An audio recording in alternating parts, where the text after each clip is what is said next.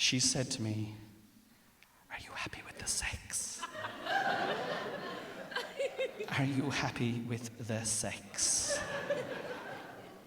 Now, if your partner asks you that question,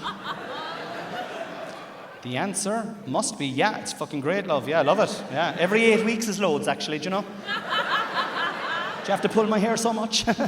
Something like that. That's what I should have said. That's what I wanted to say. That's what I really genuinely wanted to say. But what I actually said was, I'd love a threesome.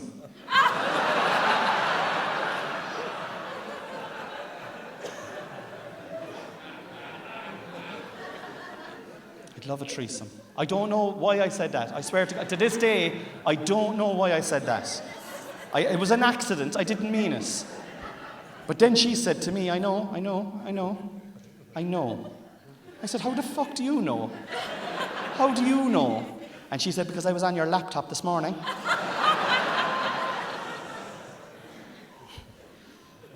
Oh.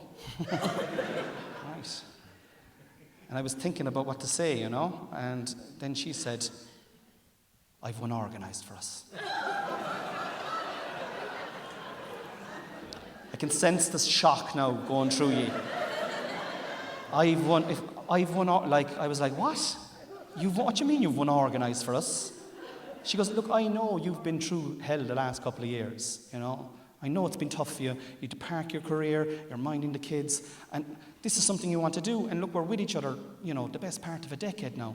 And if this is what you want to do, then fuck it, let's do it, let's do it, you know. And I was like, well, if you want to, you know what I mean? Whatever, well, yeah, you know, well, yeah, really? And she goes, yeah, let's do it, And I said, all right, son. But I have a few rules. 3 rules. I was like, grand job, no bother. What's the first rule? She said, the first rule is, I just don't want to do it here. I don't want to do it here. I said, grand job, give your sister a ring, I'll book an Airbnb in Kenturk.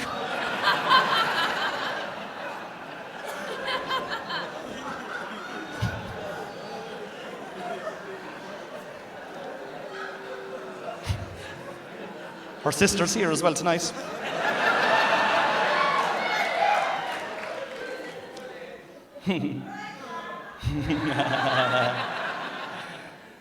And I was like, and she said, no, you fucking idiot. I don't want to do it here. You could fart in Mallow and they'll smell it in Dublin, do you know what I mean? We're going to go away. We're going to do it away. I'm after booking us a weekend away in London. We're going to stay in a little borough called Shepherd's Bush. And we're going to tell everybody that we're going to a soccer match. We're going to go to an Everton soccer match. Everton were playing in London the next day, all right? And she had booked tickets under the guise of that. That was what we were going to do. Nothing about a threesome, which I would have gladly put up online.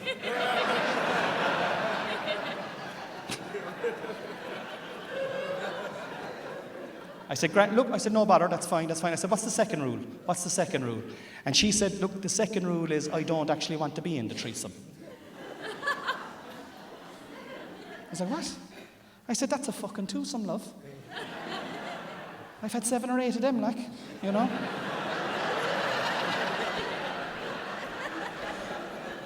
And I've had thousands of onesomes.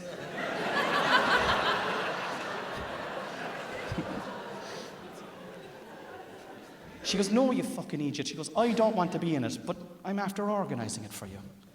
And I was like, what do you mean you're after organising it for me? She goes, I'm after booking. And I was like, what the fuck does that mean?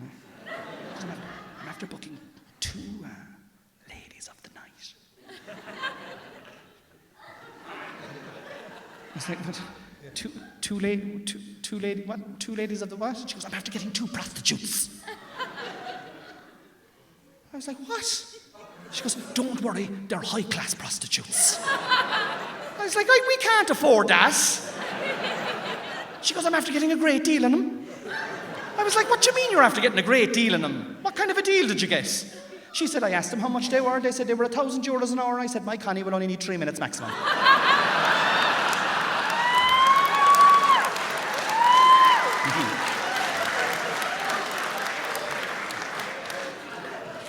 And I appreciated her exaggerating as well, to be honest, you know.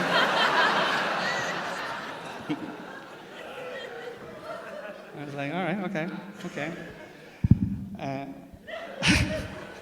And I said, what's the third rule? So, love, what's the third rule? And she said, look, the third rule is the most important rule of the whole lot. She goes, as long as you're doing stand-up comedy across the country, I never, ever, ever want you to tell this story on stage.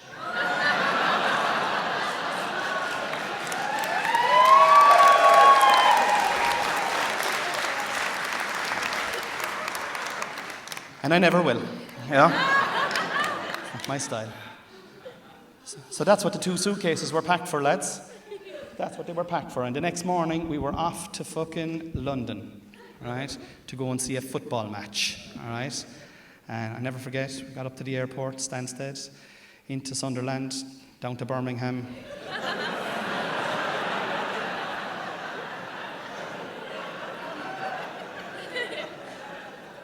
Just in time for the match. And Everton won as well. Hey, I had to make something up in this fucking story. And we were meeting these 2 girls in a gay bar, right, after the match, okay, in Shepherd's Bush. I don't know if you've ever been there. There's a gay bar ran by a woman from Clare called the Bush Bar, and I thought that was a great name for a lesbian bar now, All right? And I remember the match was over, and myself and Noel, we'd been drinking now all day. We were drinking the Prosecco and the Mate and all that kind of racket, okay? There was no dada now here. There was no dada. We were going all out, right? And the match was over, and we were in a black taxi, and we were flying through the streets of London, zipping through the streets of London, and all the ambers and oranges and reds and greens, and, we were full of drink, and I don't know, whatever happened anyway, we were holding hands. We just kind of glanced at each other, and we started kissing, right? Like we had been 12 years earlier when we'd first gone out with each other, shifting, a good fucking Irish shift. Load of tongue and everything, like, do you know what I mean? Spit and all that racket.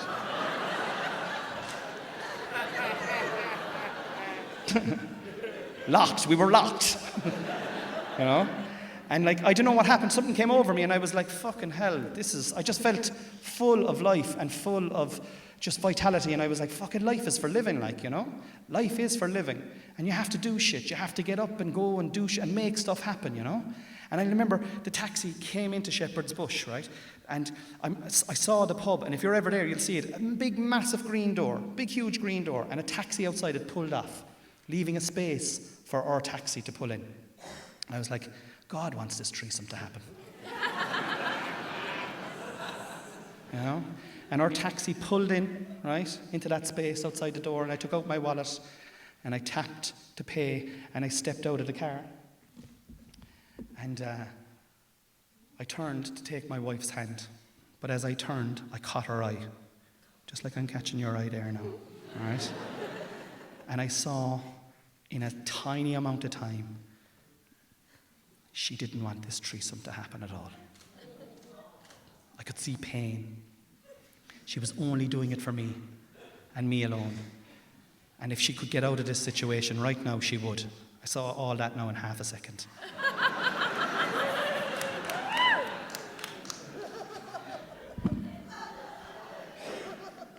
Fuck eyesight.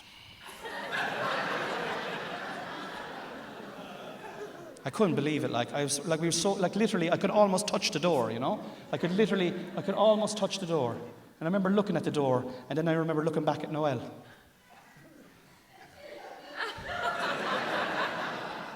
And I said to myself, I'll have one more look at that door.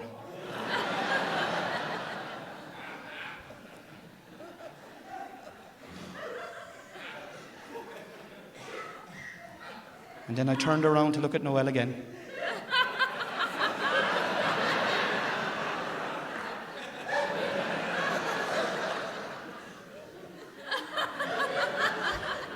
And I told the taxi driver to take us back to the hotel.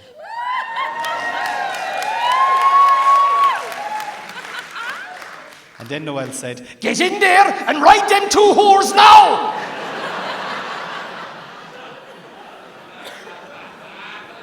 I said, "I won't." "Well, get in there and get my fucking deposit back, so." I said, "They can hold on to the €30.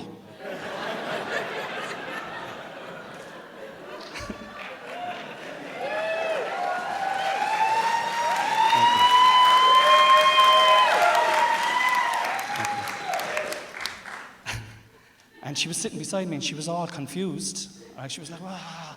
And all I could feel, right? All I could feel at that stage was gratitude, right? And it's all about gratitude. No, that's what they're saying. Like, everything's about gratitude. You had to be gratitude, you know? But that's what I felt. I was absolutely full of gratitude. I was really grateful, you know? Because if she'd been on my laptop the day before, we'd be off to Thailand.